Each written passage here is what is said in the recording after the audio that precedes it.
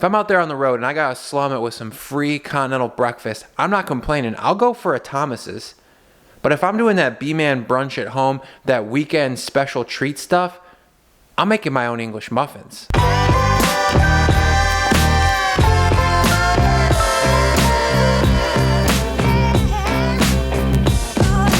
Before I get started on any new food project, I ask myself a simple question. Is it possible for me to make a better version of this at home than something I could go buy at the store? For English muffins, the answer is definitely yes. Unfortunately, the bar is set pretty low. What's available at the grocery store is dry, chalky, falls apart when we cut it in half. And most of our definition of an English muffin is probably based around what's on the McMuffin. And don't get me wrong, I love a McMuffin, but I think we can do better. To me, the biggest difference between a proper pro-level English muffin and something that's sitting stale at the end of a continental breakfast bar is how the dough is fermented. To get ours to that pro level, I'm gonna make a pre-ferment. Basically, we're gonna take some flour, some water, and starter, or yeast if you don't have a starter, and we're gonna let that sit on our countertop overnight. We're then gonna mix that into our dough, and that's gonna kind of season our dough with a toasty, sweet, kind of tart, acidic flavor that really brings a depth that you just don't get in an industrial English muffin. To mix our pre-ferment, we're gonna start with 75 grams of room temperature water.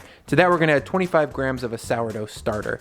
It doesn't have to be perfectly ripened. This starter's been in my fridge for a few days. It's been sitting around, it's been neglected. And if you don't have a starter, you can use a pinch of instant yeast. To that, we're gonna add 75 grams of all-purpose flour. We're gonna stir this all to combine, and we're gonna let it sit on the counter covered overnight. Again, this doesn't have to be the most perfectly ripened, cared for sourdough starter. This is just gonna season our dough. So we wanna put something into that flour and water mixture that's gonna give it a little action, give it a little life, but it's not gonna be driving our English muffin dough. We're gonna be adding a little bit more yeast to it tomorrow. The next morning, your pre-ferment should be alive, bubbly, kind of have a sweet yeasty smell to it. If you're using sourdough, it'll have a little bit of a sourness to it. Yeast will smell a little bit more like beer or like a little bit nutty. For our final English muffin dough, you're gonna need 480 grams or 3.5 cups all-purpose flour, 300 grams or 1.5 cups warm or 90-degree water, all the pre-fermented dough from last night, 12 grams or 1 tablespoon olive oil, 7 grams or 1.5 teaspoons salt, and 2 grams or 3/4 teaspoons instant yeast. To mix these muffins, grab a medium stainless steel bowl and add in our 1/2 cup water. We'll follow that with our yeast, and then we're gonna add in our starter. Again, don't sweat if the starter is perfectly ripe. This really isn't leavening our muffins. We're just gonna be seasoning it with this ferment more than anything. That 12 to 18 hours on the countertop is gonna charge up the flavor situation on these English muffins, not drive the dough. We're gonna use a rubber spatula to scoop this out, and then we're gonna add in our olive oil. Once we got everything in the bowl, we're gonna stir it until that starter is dissolved into the water mixture. Then we're gonna add our AP flour. Then we're gonna add our salt. Using this spatula, we're gonna stir to combine. After about 30 seconds, a shaggy dough will come together. At this point, we're gonna switch over to our hands. I recommend wetting them down so you can keep these hands clean and keep it easy. We're gonna knead this dough in the bowl with the palm of our hands, rotating the dough in the bowl for about 2 to 3 minutes. At this point, we're gonna switch over to more of a slap and fold technique. This is essentially just grabbing the dough, letting gravity stretch it, and we're gonna slap it on the bottom of the bowl to create tension, rotate the bowl 90 degrees, and repeat this a bunch of times over and over, as you can see here. We wanna keep these English muffins pretty tender, so we don't want something that's super strong or overdeveloped. After we've kneaded the dough in an additional stainless steel bowl, we're gonna throw in about a glug of olive oil, set that aside. We're gonna turn our dough out onto a cutting board, and we're gonna use our dough scraper to tuck this into a nice tight ball. What we're looking for here basically is to get a shine on top of the dough, like I mentioned, from all the tension that we're working into it. We're gonna scoop that dough and throw it into our oiled bowl, wrap it with plastic, and set a 2-hour timer. While the dough's fermenting, let's talk about the details here and what we're doing to make a special English muffin. The first thing is pre-fermented dough. Like I mentioned, we're taking some water and some flour, adding a little bit of yeast or a little bit of starter, and letting it sit on the counter overnight. This makes a huge difference in terms of our flavor in the end. We're getting a nuttiness, a sourness, a sweetness to the dough that we just wouldn't have if it was called a straight dough, which is basically just mixing everything together right off the bat. The second thing is clarified butter. We are gonna be frying these in it. We're gonna be making some in just a minute, and it's a really easy process, but that warm golden buttery flavor is gonna saturate the crust and combine with the cornmeal and kind of give us like a movie theater popcorn flavor. The third thing is high quality cornmeal.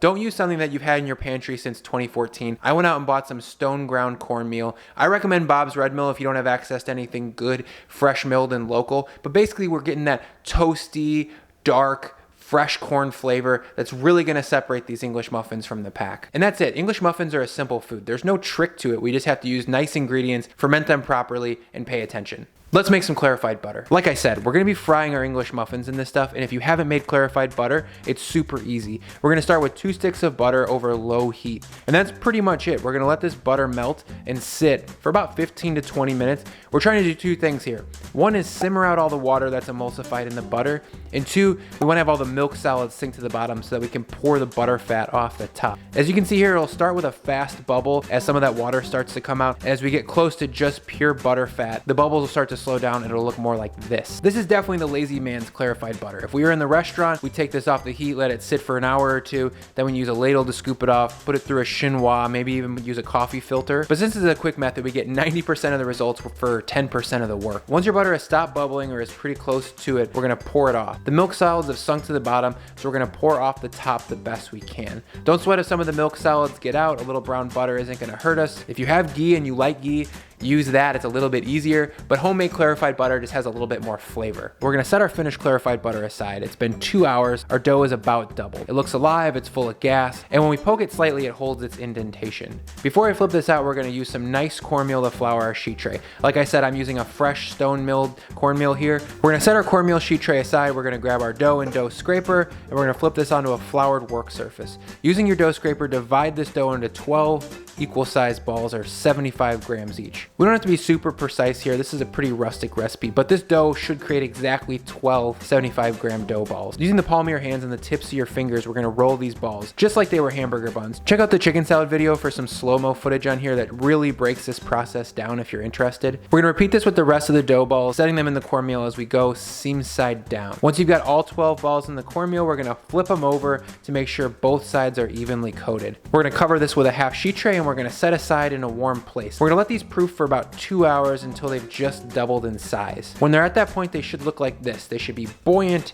gassy, and when poked, a slight indentation holds its shape. So we're gonna head over to the stove and preheat a large non-stick pan on medium heat. Once the pan has been preheated for 5 to 6 minutes, we're gonna add in half of our reserved clarified butter, and if we did our job right, it won't bubble and spit at us at this point. A little bit of shimmer and evaporation is expected, but as you can see here, this basically acts just like oil. We're gonna be working in 2 batches, like I said, so we're gonna add in our English muffins one at a time, and we're gonna fry these for 4 minutes per side.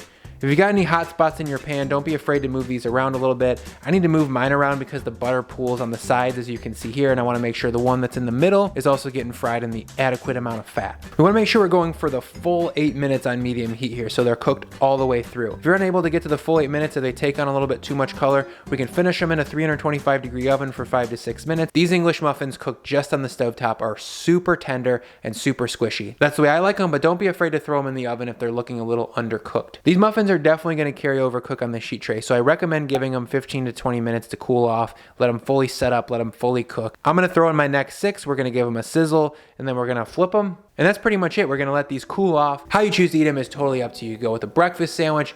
I'm going with some cultured butter and some jam. I'm brewing up a fresh pot of hot coffee. Let's eat some.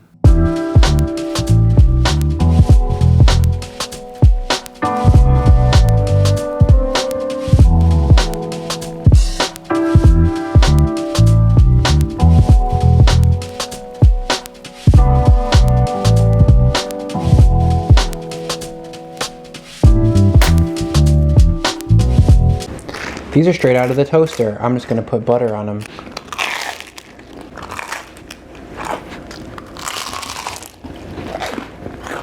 Really incredible texture, super good depth of flavor too.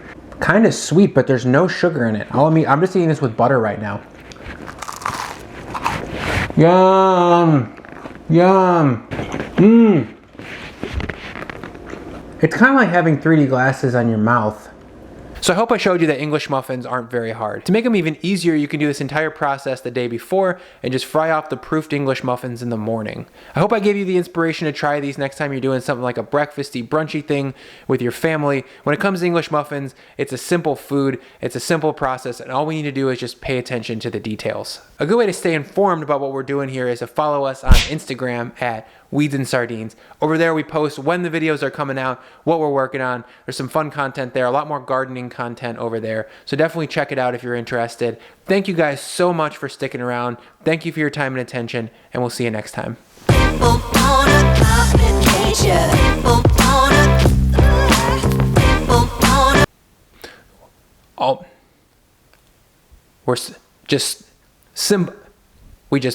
all we did was slow ferment this dough. We fried it in some nice clarified butter.